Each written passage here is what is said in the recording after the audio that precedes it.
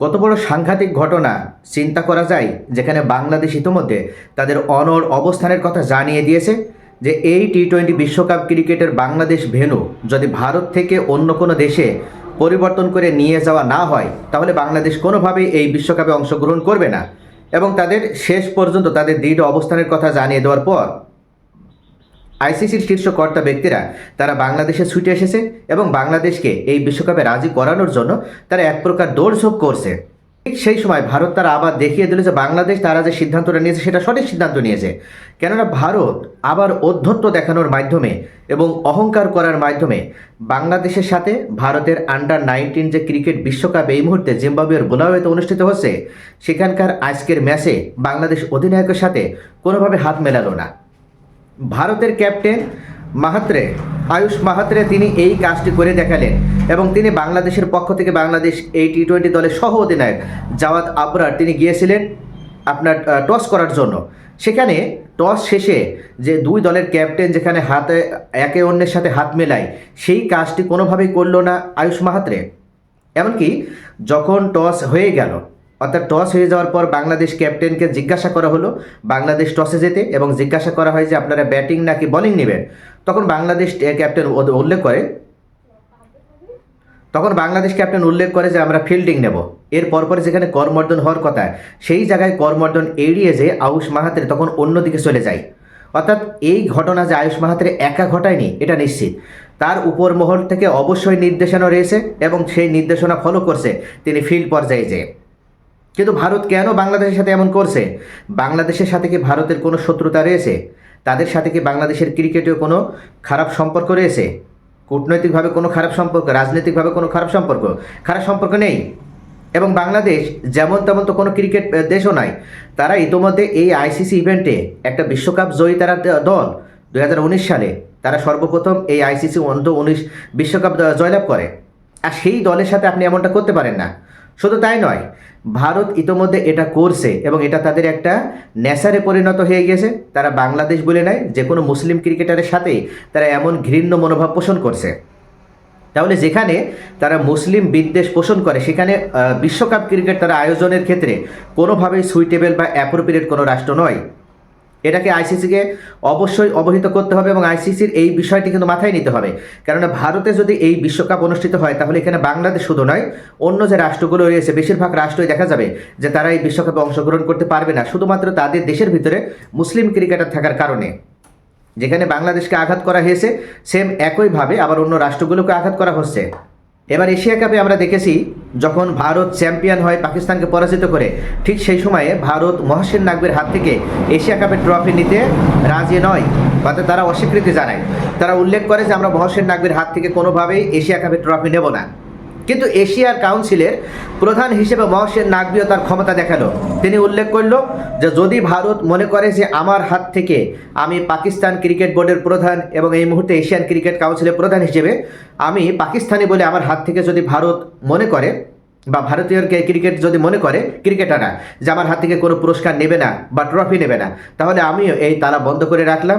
যতক্ষণ পর্যন্ত না তারা বাধ্য হয়ে আমার কাছে না আসবে, ততক্ষণ পর্যন্ত এই এশিয়া কাপটাও তাদের হাতে আমি উঠিয়ে দেবো না। মহসিন নাকভি দেখিয়ে দিয়েছিল এবং সাহসিকতার সাথে দেখিয়ে দিয়েছিল, এবং যার কারণে শেষ পর্যন্ত ভারতের ক্রিকেট বোর্ড নত জানু হয়ে বাধ্য হয়ে তারা শেষ পর্যন্ত মহসিন নাকভির কাছ থেকেই এই ট্রফি গ্রহণ করেছে। ভারত এই মুহূর্তে যে ব্যবহার করছে, তাদের কিন্তু এমন ব্যবহারই তাদের ক্ষেত্রেও পাও না। অর্থাৎ তারা ইট ছুড়ছে, এখন তাদের পাটকেলটা পাও না। তারা একের পর এক ক্রিকেটের ভিতরে এই রাজনীতিকে, পলিটিক্সকে ঢুকিয়ে নিয়ে এসে এবার বাংলাদেশের সাথেও তারা পাকিস্তানের মতনই সেম ব্যবহার শুরু করেছে। বাংলাদেশ ইতিমধ্যে তারা ডিসিশন নিয়েছে যে ভারত বাংলাদেশের জন্য কোনোভাবে নিরাপদ রাষ্ট্র নয়। যদি তাই হতো তাহলে মুস্তাফিজকে বের করে দেওয়া হতো না। যেহেতু মুস্তাফিজকে বের করে দেওয়া হয়েছে, তাহলে বাংলাদেশ গোটা টিম, তাদের সাথে ক্রিকেট প্রেমীরা থাকবে, সাংবাদিক থাকবে, এমনকি অনেক শুভাকাঙ্ক্ষী থাকবে। এত বড় একটা গোটা বহর, যেখানে 200-300 লোকের বহর, তাদেরকে কিভাবে নিরাপত্তা প্রদান করবে? আর এই কারণে বাংলাদেশ নিরাপত্তার বিষয়টা গুরুত্ব সহকারে নিয়ে তারা ভারতের মাটিতে খেলবে না বলে জানিয়ে দিয়েছে। ঠিক তার পরপরই শেষ পর্যন্ত ভারতও তার অড়র অবস্থা ধরে রেখেছে। তারাও চায় বাংলাদেশ যেন ভারতের মাটিতে অংশগ্রহণ করে, কিন্তু বাংলাদেশ চায় কোনোভাবে ভারতের মাটিতে তারা কোনো ধরনের এই বিশ্বকাপ যদি বয়কটও করতে হয়, তাহলে তারা অংশগ্রহণ করবে না। আর যার কারণে কিন্তু বাংলাদেশের নতজানু মনোভাব দেখেই আইসিসির পক্ষ থেকে শীর্ষ কর্মকর্তারা এই মুহূর্তে ঢাকায় ছুটে এসেছে, যেখানে ভারতের উচিত ছিল এবার এই যে বিশ্বকাপ ক্রিকেট হচ্ছে অনূর্ধ্ব-19, সেখানে বাংলাদেশের সাথে সৌজন্যমূলক ব্যবহার দেখানো, অন্তত বাংলাদেশের সহমর্মিতা অর্জন করা, বাংলাদেশের সাথে ভালো একটা সম্পর্কের উদাহরণ তৈরি করা। সেই জায়গায় তারা এমন একটি কাজ করে বসলো যেটা আরও বিতর্ককে উস্কে দিল। বাংলাদেশের জন্য বরং এটা আরও পজিটিভ হলো, এটা বাংলাদেশ পজিটিভলি নিয়েছে এবং বাংলাদেশ এই মুহূর্তে আইসিসির কাছে তারা এই নিরাপত্তার যে বিষয়টি সেটা কিন্তু আরও জোরালোভাবে উপস্থাপন করতে পারবে। ক্রিকেট থেকে আমাদের দেশের সম্মান বড়, এবং শুধু তাই নয়, এই মুহূর্তে ক্রিকেটারদের জীবন এবং তাদের জানমালের উভয় দিক থেকে নিরাপত্তা নিশ্চিত করাও বাংলাদেশ ক্রিকেট বোর্ডের দায়িত্ব, বাংলাদেশ সরকারের দায়িত্ব।